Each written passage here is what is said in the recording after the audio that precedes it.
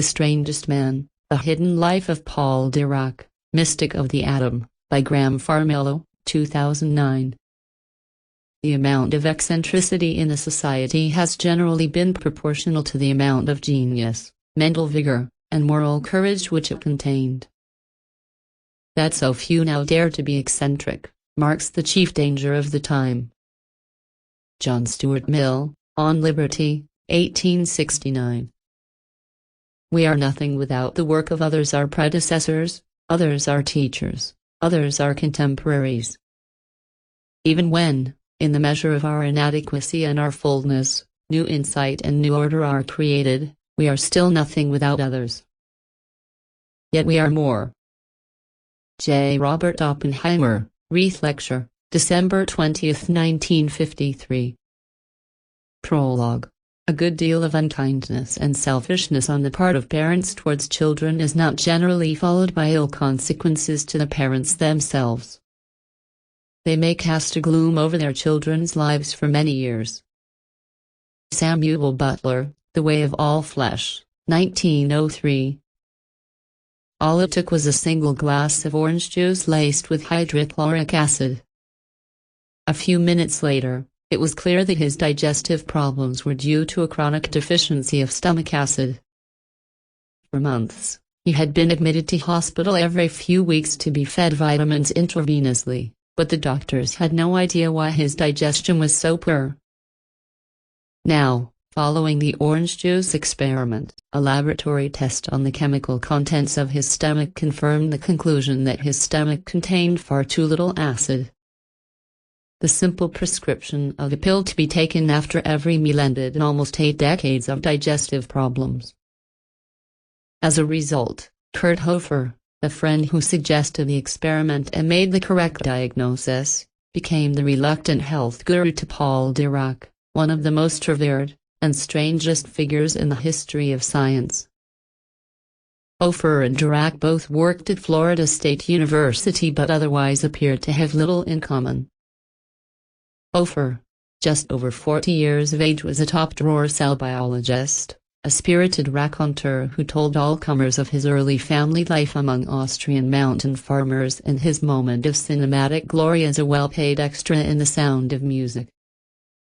Hofer's eyes glittered when he told his stories. His thickly accented voice swooped and surged for emphasis. His hands chopped and shaped the air as if it were dough. Even in this lively company, Dirac was unresponsive, speaking only when he had a pressing question to ask or, less often, a comment to make. One of his favorite phrases was, "There are always more people who prefer to speak than to listen." Dirac was one of the preeminent pioneers of quantum mechanics, the modern theory of atoms, molecules and their constituents. Arguably the most revolutionary scientific breakthrough of the 20th century, quantum mechanics uprooted centuries-old prejudices about the nature of reality and what can, in principle, be known for certain about the universe. The theory also proved to be of enormous utility. It underpins the whole of modern microelectronics and has answered many basic questions that had long defied straightforward answers, such as why electricity flows easily through wire but not through wood. Yet Dirac's eyes glazed over during talk of the practical and philosophical consequences of quantum physics. He was concerned only with the search for the fundamental laws that describe the longest strands in the universe's fabric. Convinced that these laws must be mathematically beautiful, he once uncharacteristically hazarded the unverifiable conjecture that God is a mathematician of a very high order. The ambitions of Kurt Hofer were more modest than Dirac's. Hofer had made his name in cancer and radiation research by carefully carrying out experiments and then trying to find theories to explain the results. This was the conventional, bottom-up technique of the English naturalist Charles Darwin, who saw his mind as a machine for grinding general laws out of large collections of facts. Dirac, a classic example of a top-down thinker, took the opposite approach, viewing his mind as a device for conjuring laws that explained experimental observations. In one of his greatest achievements, Dirac used this method to arrange what had seemed an unlikely marriage between quantum mechanics and Einstein's theory of relativity in the form of an exquisitely beautiful equation to describe the electron.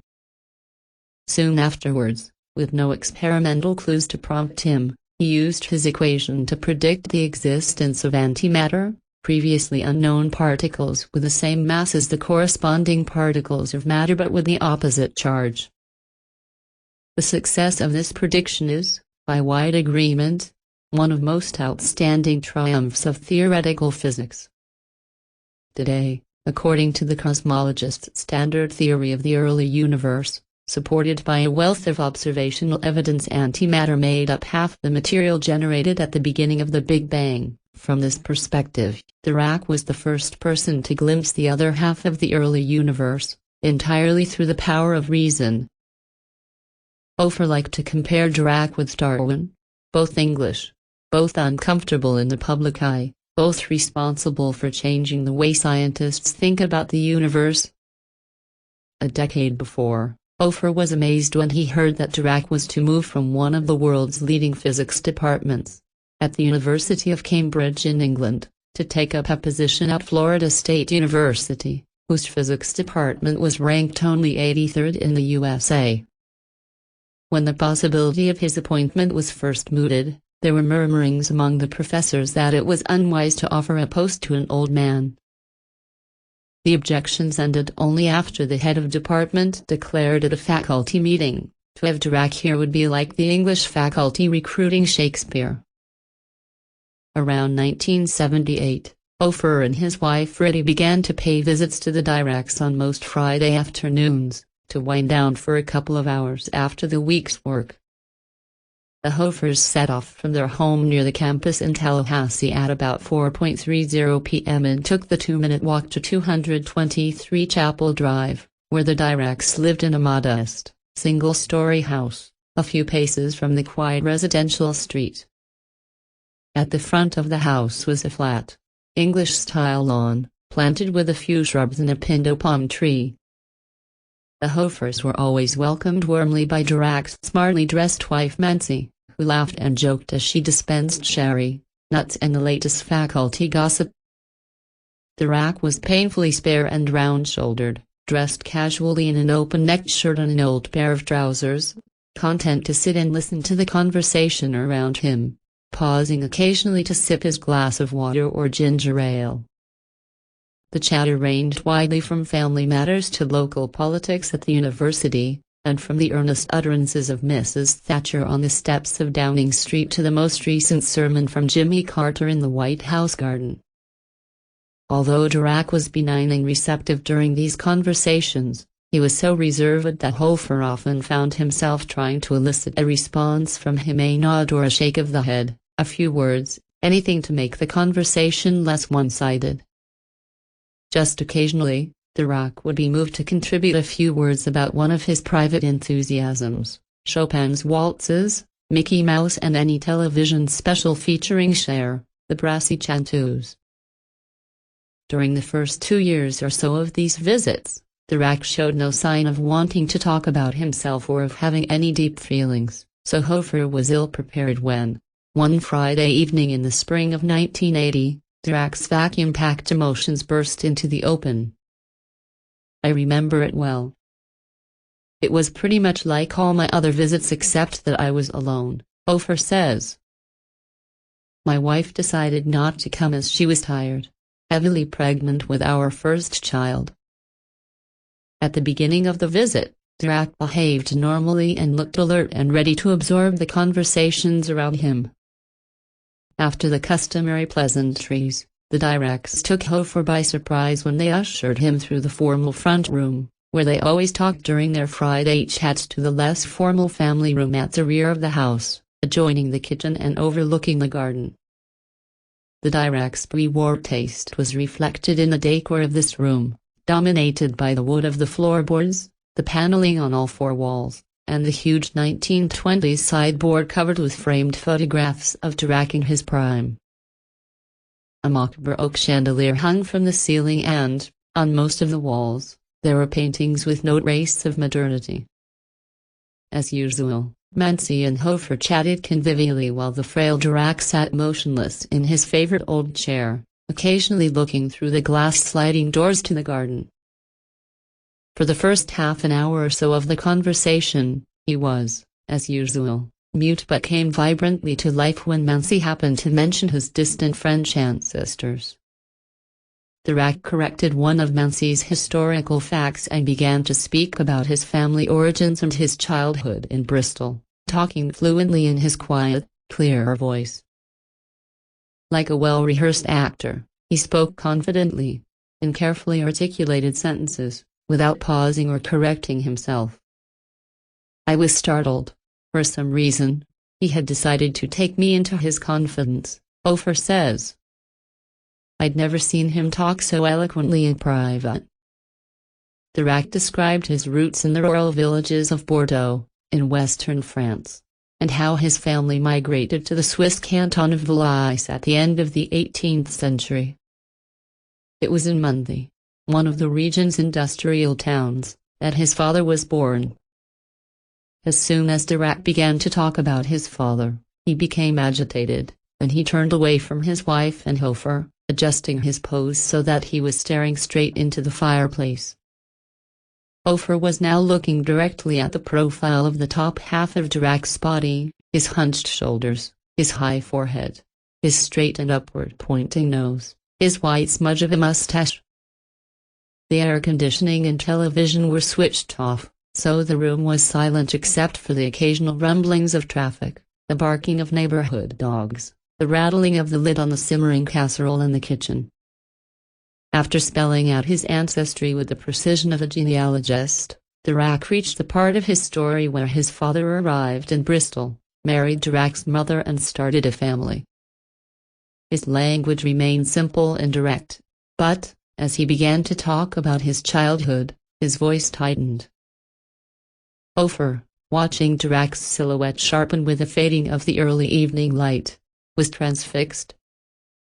I never knew love or affection when I was a child, Dirac said, the normally neutral tone of his voice perceptibly tinged with sorrow.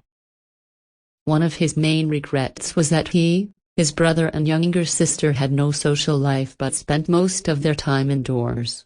We never had any visitors. The family was dominated, Dirac recalled, by his father, a tyrant who bullied his wife, day in, day out, and insisted that their 3 children speak to him in his native French, never in English. At mealtimes, the family split into 2. His mother and siblings would eat in the kitchen and speak in English, while Dirac sat in the dining room with his father, speaking only in French. This made every meal an ordeal for Dirac. He had no talent for languages, and his father was an unforgiving teacher.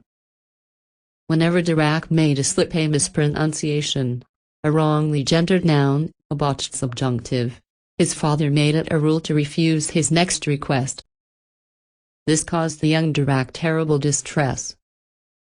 Even at that time, he had digestive problems and often felt sick when he was eating, but his father would refuse him permission to leave the table if he had made a linguistic error.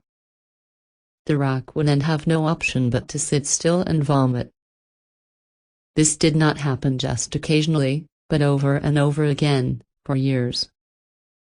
Hofer was aghast, scarcely able to believe his ears. I felt extremely embarrassed, like I was witnessing a friend pouring out his most terrible secrets to his psychiatrist, he recalls. Here he was, a man famous for equability and his almost pathological reticence, openly talking of the demons that had haunted him for nearly 70 years. And he was as angry as if these awful events had happened yesterday. Mansi barely stirred, except once to bring nibbles and alcohol, and to slow down the preparations for dinner. She knew that on the very rare occasions her husband chose to tell his story, it was best to keep well out of his way and to let him get it off his chest. As the evening turned colder, she brought him a blanket and draped it over his legs, covering him from his lap down to his ankles. Hofer braced himself as Dirac resumed and explained why he was so quiet, so ill at ease with normal conversation, since I found that I couldn't express myself in French. It was better for me to stay silent. Dirac then moved on to talk about other members of his family. I was not the only one to suffer, he said, still agitated. For 37 years, his mother was locked in a disastrous marriage to a man who treated her like a doormat. But it was Dirac's brother who felt the brunt of their father's insensitivity. It was a tragedy. My father bullied him and frustrated his ambitions at every turn. In what appeared to be a change of tack, Dirac mentioned that his father always appreciated the importance of a good education and that he was respected by his colleagues as a conscientious, hard worker. But this was only a brief respite. Seconds later, Dirac was struggling to control his rage when he spelled out the conclusion he eventually reached about the extent of his debt to his father. I owe him absolutely nothing. That final rasp made Hofer flinch. He could not help but grimace. Dirac hardly ever spoke an unkind word about anyone, but here he was, denouncing his own father with a vehemence most people reserve for the cruelest abusers. Dirac stopped talking abruptly, just after nightfall. His monologue had lasted over 2 hours. Hofer knew that any words from him would be inappropriate, so he said his subdued goodbyes and walked home, numb and drained. Soon to be a father himself, he reflected on his own youth as part of a close and loving family. I simply could not conceive of any childhood as dreadful as Dirac's. Time tends to embellish, distort and even create childhood memories. Could it be that Dirac, usually as literal-minded as a computer, was exaggerating? Hofer could not help asking himself, over and again, why was Paul so bitter, so obsessed with his father? Later that night, after talking with his wife Riddy about Dirac's account of his young life, Hofer made up his mind to find out more about it. I thought he might open up again during our later get-togethers. But Dirac never mentioned the subject again. Page 6.